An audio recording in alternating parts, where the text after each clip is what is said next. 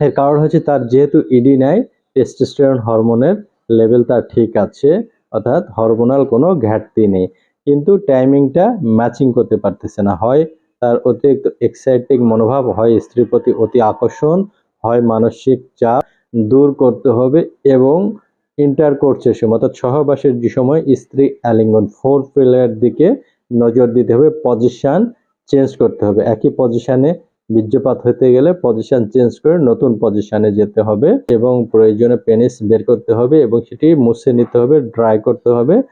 আবার পুনরায় স্ত্রীকে কিছুক্ষণ আলিঙ্গন করার পরে, স্ত্রীকে উত্তেজিত করার পরে আবার মেলামেশা করতে যাবে। অনেকে যাদের পারফরমেন্স ভালো তারা হয়তো ভাবতে পারে ড্রাই করলে তো সেন্সেশন কমে যায়। হ্যাঁ, এটা যারা এটা নিয়ন্ত্রণ করতে পারে না তাদের জন্য।